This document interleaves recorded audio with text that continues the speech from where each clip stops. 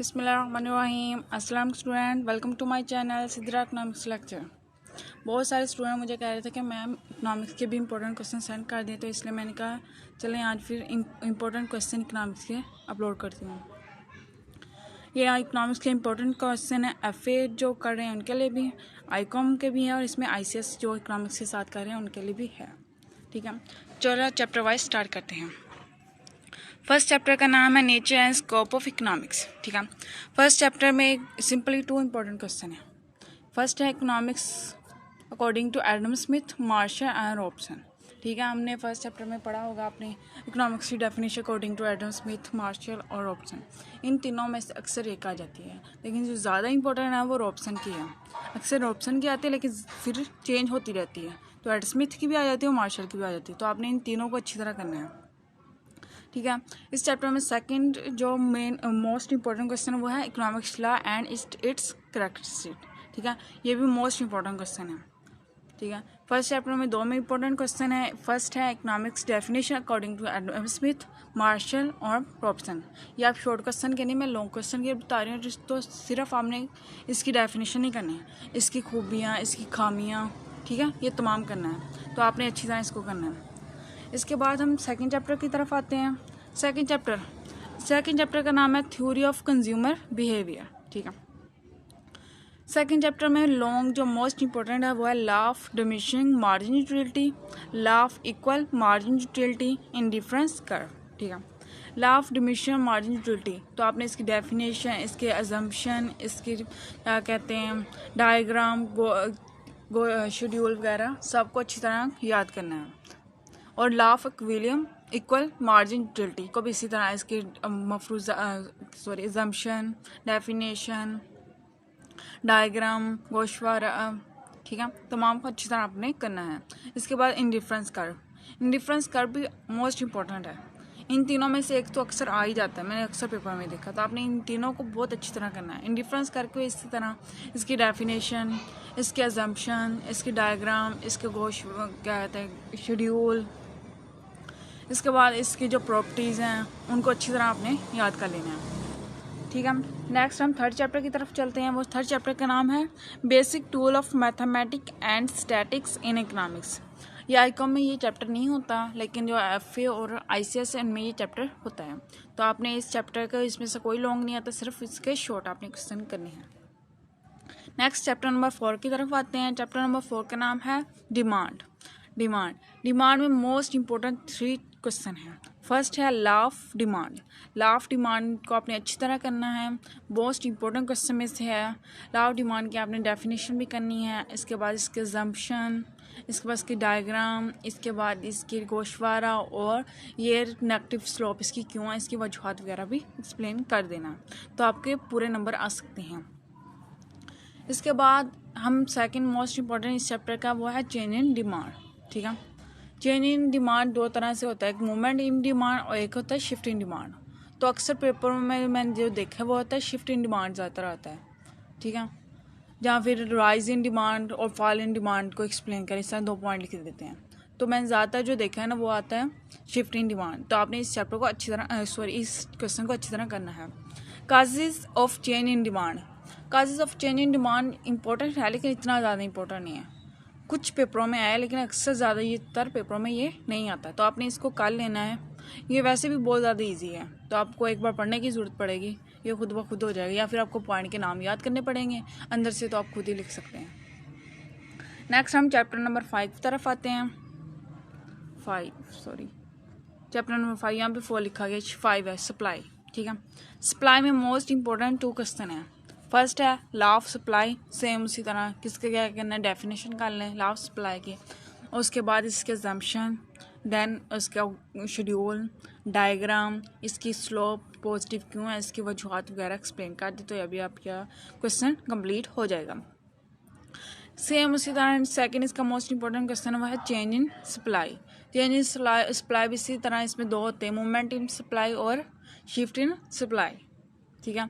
उसी तरह इसमें भी ज़्यादातर यही पूछते हैं कि शिफ्ट इन सप्लाई के बारे में, कि फॉल इन सप्लाई या राइज इन सप्लाई को एक्सप्लेन करें या शिफ्ट इन सप्लाई को एक्सप्लेन करें। तो आपने इसको अच्छी तरह कर लेना है। इन दोनों में से जो होता है ना चैप्टर नंबर 4 और 5, इन दोनों चैप्टरों में से एक क्वेश्चन तो लाजमी आ जाता है, ठीक है।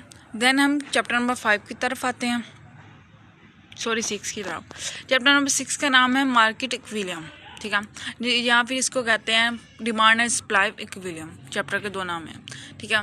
इसमें मोस्ट इंपॉर्टेंट सिर्फ एक ही क्वेश्चन है, मार्केट इक्विलिब्रियम या equilibrium of demand and supply, ठीक है।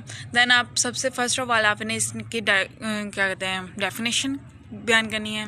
देन इसके अजम्पशन, फिर इसके अलजेब्रिक मेथड के ज़रिए, फिर ग्राफिकल मेथड। अलजेब्रिक मेथड में आपने इक्वेशन लेनी है, उसको एक्सप्लेन कर देना है, और ग्राफिकल मेथड में आपने सबसे पहले शेड्यूल बनाना है, इसके बाद उसकी डायग्राम बना देनी है, उसको एक्सप्लेन कर देना, तो आपका ये क्वेश्चन फुल हो जाएगा।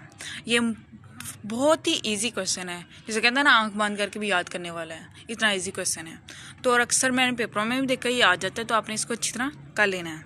नेक्स्ट हम चैप्टर नंबर 7 की तरफ आते हैं। नेक्स्ट चैप्टर नंबर 7 है theory of production.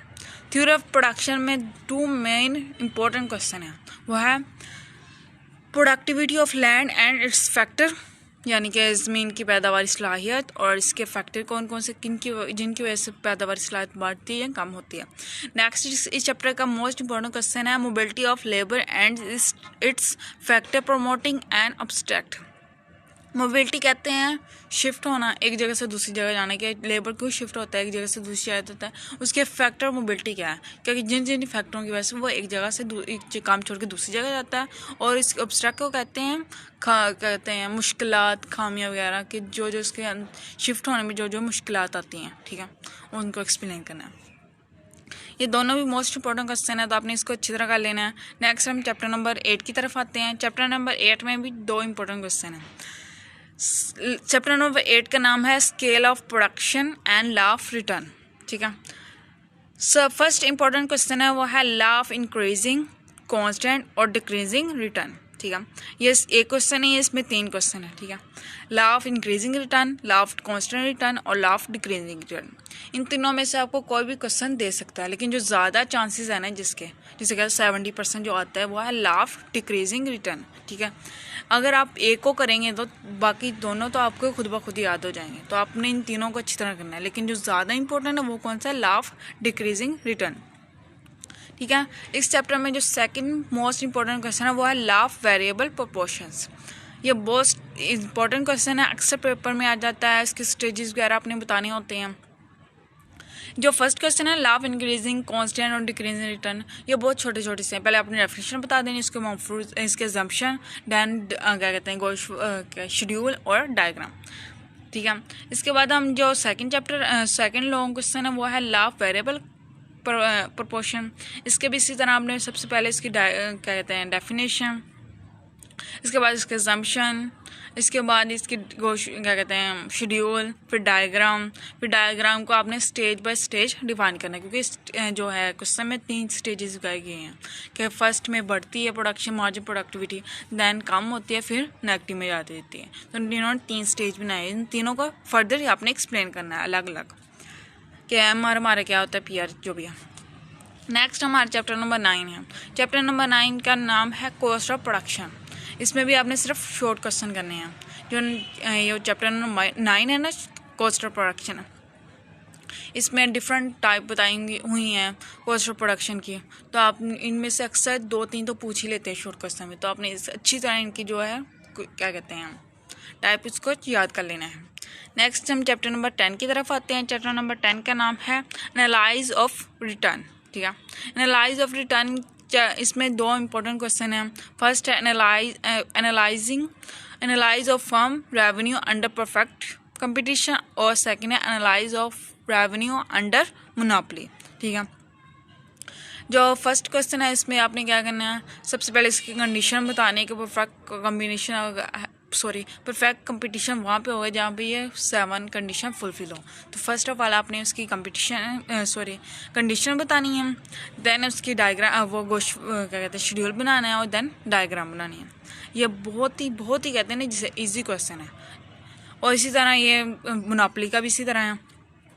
First of all आपने 5 इसकी कंडीशन बतानी है, दैन इसके आपने क्या कहते हैं शेड्यूल बनाना है, दैन डायग्राम बना देते हैं। ये क्वेश्चन दोनों बहुत ही ज़्यादा कहते हैं ईजी है और बहुत ज़्यादा शॉर्ट है। आप इनको पर फोकस रखें और इनको अच्छी तरह कर लें, ठीक है। अगर इनमें से कोई आए तो आप अच्छी तरह अटैम्प्ट कर सकें और आपके अच्छे नंबर आ सकें। नेक्स्ट हम चैप्टर नंबर 11 की तरफ आते हैं। चैप्टर नंबर 11 का नाम है मार्केट। मार्केट में भी 2 इंपॉर्टेंट क्वेश्चन है long. First long important question है short run equilibrium under perfect competition, ठीक है। परफेक्ट कंपटीशन में शॉर्ट रन का जो इक्विलिब्रियम है उसका आपने बताना है। इसकी जो है क्या कहते हैं 4 सूरतें हैं इसकी। अब नॉर्मल प्रॉफिट, नॉर्मल लॉस और शट डाउन, ठीक है। इन चारों का आपने अच्छी तरह एक्सप्लेन कर याद करना है कि अब नॉर्मल प्रॉफिट कब होता है उसका थोड़ा एक्सप्लेन करना है। उसके बाद उसकी डायग्राम बनानी है और डायग्राम को एक्सप्लेन कर देना, तो एक पूरा हो जाएगा। इसी तरह फर्दर तीनों को एक्सप्लेन कर देना। इसी तरह मोनोपोली में है, मोनोपोली में 4 नहीं 3 होते हैं इसकी सूरतें। क्या कहते हैं अब नॉर्मल प्रॉफिट और नॉर्मल लॉस। इसमें बंद होने की हालत नहीं आती, क्योंकि इस फर्म जो होता है मोनोपोली में सिर्फ एक फर्म होता है। वो जब ज़्यादा प्रोडक्शन करता है, सेल करना चाहता है, तो क्या कहता है कीमत कम कर देता है। जब कम करना चाहता है तो कीमत बढ़ा देता है। तो पूरी मार्केट वो कंट्रोल करता है, क्योंकि सिंगल होता है सेलर। तो इस तरह उसकी जो बंद होने की हालत वो आती ही नहीं है। लास्ट हमारा चैप्टर है चैप्टर नंबर 12।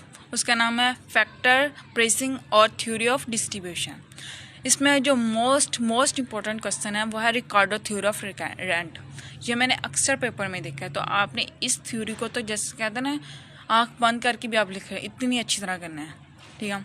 नेक्स्ट है कॉन्सेप्ट ऑफ मिनिमम वेजेस। ये भी इंपॉर्टेंट क्वेश्चन है, लेकिन रिकार्डो की निस्बत ये कम इंपॉर्टेंट क्वेश्चन है। और डिटर्मिनेशन ऑफ इंटरेस्ट रेट।